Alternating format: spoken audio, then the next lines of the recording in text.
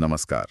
बचत तो करनी ही है, हम सब जानते हैं, पर सवाल ये है कि पैसा लगाएं कहाँ? मतलब ऐसी जगह हो जहां सेफ्टी भी हो और शायद बैंक एफडी से कुछ बेहतर रिटर्न मिल जाए। हाँ, बिल्कुल।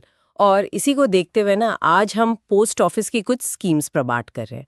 कुछ स्रोतों से पता चलता है कि ये काफी फायदेमंद हो सकती हैं। अच्छा, पोस्ट ऑफिस स्कीम्स? जी, तो आज हम इन्हीं को थोड़ा गहराई से समझेंगे, देखेंगे कि इनकी ब्याज दरें क्या हैं, क्या खास बातें हैं, ताकि अगर कोई निवेश का सोच रहा हो तो उसे कुछ आइडिया मिल सके। ठीक है, तो शुरू करते हैं।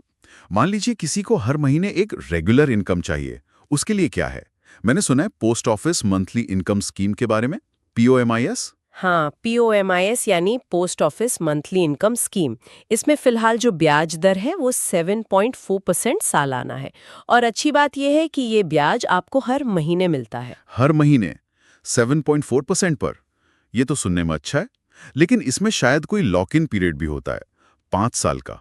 इसका क्या मतलब है? हाँ, सही कहा आपने। 5 साल का लॉक इन है।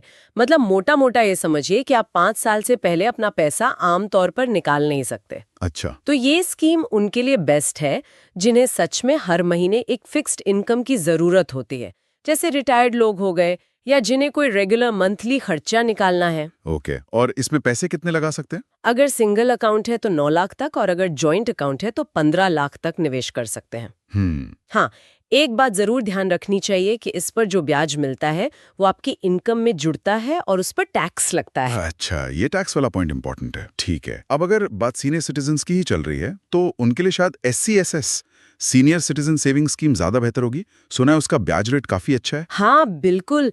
SCSS तो खास तौर पर 60 साल या उससे ज्यादा उम्र के लोगों के लिए ही डिजाइन की गई है और ब्याज दर जैसा आपने कहा काफी अच्छी है। फिलहाल 8.2% सालाना है। 8.2%? वाह। जी, और ये ब्याज पीओएमआईएस की तरह मासिक नहीं बल्कि हर तिमाही यानी हर 3 महीने में मिलता है। सुरक्षा तो खैर पोस्ट ऑफिस की है ही। और टैक्स का क्या, इसमें भी लगता है? इसमें एक बहुत बड़ा फायदा है। SCSS में किए गए निवेश पर इनकम टैक्स एक्ट के सेक्शन 80C के तहत टैक्स छूट मिलती है। अच्छा, तो 8.2% ब्याज और ऊपर से टैक्स छूट भी? ये तो जबरदस्त कॉम्बिनेशन है रिटायर्ड लोगों के लिए। बिल्कुल। इसीलिए ये बहुत पॉपुलर है। ठीक है, लेकिन मान लीजिए कोई हर महीने बस थोड़ी थोड़ी बचत करना चाहता है, एकदम छोटी रकम, उसके लिए क्या ऑप्शन है? उसके लिए भी पोस्ट ऑफिस के पास बढ़िया स्कीम है, रेकरिंग डिपॉजिट यानी RD। ये बिल्कुल गुल्लक की तरह है। आप हर महीने एक फिक्स्ड अमाउंट जमा करते जाते हैं। अच्छा, इसमें ब्याज कितना है आजकल? अभी जो जुलाई से सितंबर 2025 वाली तिमाही चल रही है, उसके लिए 6.7% सालाना ब्याज है। 6.7%? ठीक है, और कम से कम कितने से शुरू कर सकते हैं? यही इसकी खासियत है। आप सिर्फ 100 रुपए महीने से भी RD शुरू कर सकते हैं। तो ये एक अनुशासन बनाने का, रेगुलर सेविंग की आदत डालने का बहुत आसान तरीका है। हाँ, ये बात तो है। मतलब 100 रुपए से भी शुरुआत हो सकती है।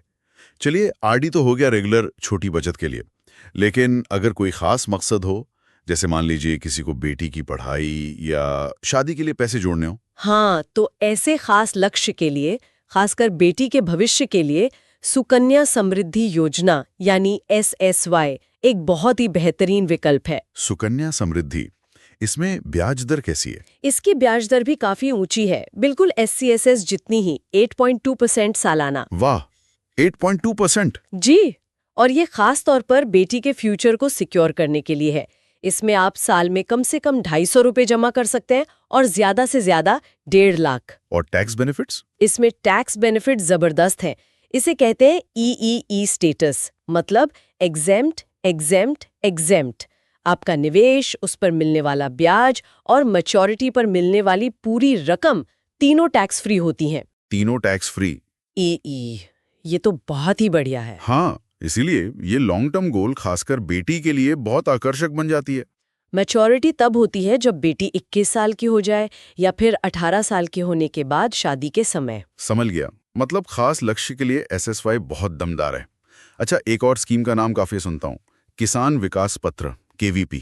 हाँ, KVP का मेन अट्रैक्शन यही है, पैसे डबल होने का वादा। इस पर फिलहाल 7.5% सालाना कंपाउंडिंग ब्याज मिलता है। 7.5%?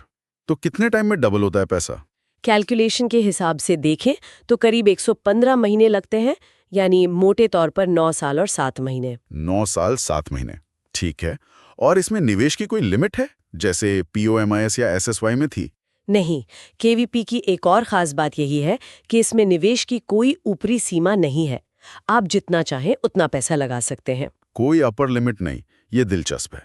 पर ब्याज टैक्सेबल होता होगा? हाँ, KVP से मिलने वाला ब्याज आपकी इनकम में जुड़ता है और उस पर टैक्स देना होता है। SSY की तरह टैक्स फ्री नहीं है। तो मतलब एक तरफ SSY है 8.2% और ट्रिपल टैक्स छूट के साथ खास मकसद के लिए, दूसरी तरफ KVP है 7.5% पर जो पैसा डबल करने का एक तय समय बताती है और कोई अपर लिमिट भी नहीं है। बिल्कुल सही। देखिए, हर योजना का अपना एक मकसद है, अपनी एक खूबी है। कोई मंथली इनकम के लिए है, कोई सीनियर सिटीजन्स को ध्यान में रखकर बनाई गई है, कोई छोटी रेगुलर बचत के लिए परफेक्ट है, तो कोई बेटी के भविष्य के लिए। और KVP एक तय समय में पैसा डबल करने का ऑप्शन देती है। हाँ, ये तो साफ दिख रहा है कि पोस्ट ऑफिस के पास अलग-अलग जरूरतों के लिए काफी सारे ऑप्शंस हैं। जी, और ये दिखाता है कि निवेश के लिए सिर्फ बैंकों को ही देखने की जरूरत नहीं है। पोस्ट ऑफिस भी काफी अच्छे और कई मामलों में शायद बेहतर रिटर्न वाले सुरक्षित विकल्प देता है। तो कुल मिला के बात यह है कि बचत के कई रास्ते हैं और हमें पारंपरिक सोच से थोड़ा हटकर भी देखना चाहिए।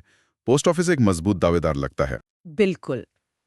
अब यहाँ सोचने वाली बात यह है, जो शायद हमारे श्रोताओं के लिए सबसे जरूरी है, कि इन सभी योजनाओं को देखते हुए POMIS, SCSS, RD, SSY, KVP और उनकी जो अपनी शर्तें हैं, जैसे लॉक इन पीरियड कितना है, ब्याज कब मिलता है, टैक्स का क्या स्टेटस है, कितना निवेश कर सकते हैं, इन सबको ध्यान में रखते हुए किसी व्यक्ति के अपने फाइनेंशियल गोल्स क्या हैं, उनकी ज़रूरतें क्या हैं, कितना रिस्क ले सकते हैं, कितने समय के लिए निवेश करना है। हाँ, ये सबसे अहम सवाल है। जी, कौन सी योजना उनकी अपनी व्यक्तिगत स्थिति के साथ सबसे सही बैठती है, इसका जवाब तभी मिलेगा जब कोई अपनी पूरी फाइनेंशियल पिक्चर को सामने रखकर फैसला करे।